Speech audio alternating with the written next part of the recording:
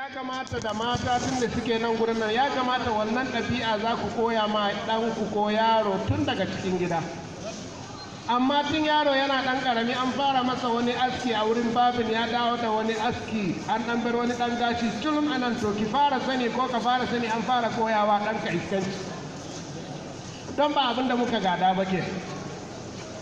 Na biyunsa na ga wannan zaman a nan gurin nan an mai da hankali ga raye-raye.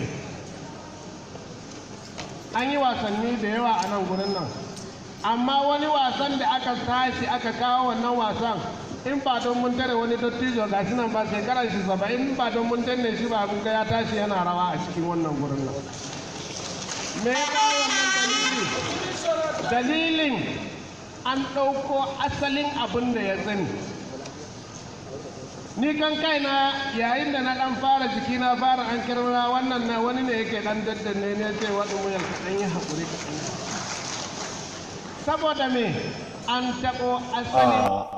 Aranu assalamu alaikum wa rahmatullahi ta'ala wa barakatuh. Sekiraɓe fulɓe kala huto gonɗo on komnama on jettama on jamanama on jamtanama e mbela on yamɓe.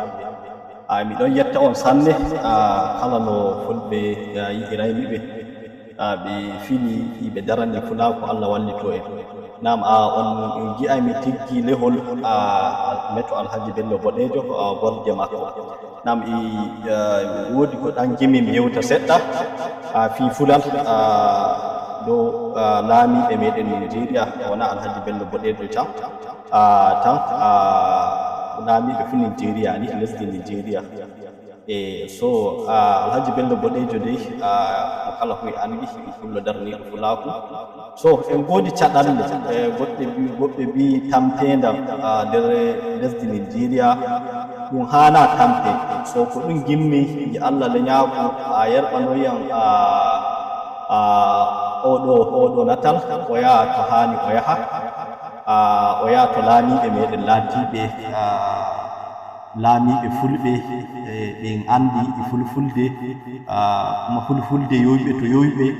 So ko ɗum gimmi je Allah emi toɗi ballitoɗoyam galliral ngal yahana e ko gimmi laamiɓe amin lesdi Nigeria men tampedal ɗan hana men tampa. So ko ɗuuɗi wi ko ardiɗo waɗi kanjum ɓawojo waɗa. Joni a yi ɗo joni en laamiɗo Alhaji Defta Bello Boɗejo laatiɗo fu nder Afrique fulɓe giɗimo ɓe jahi moɓore nde fulɓe o wari emo wolwira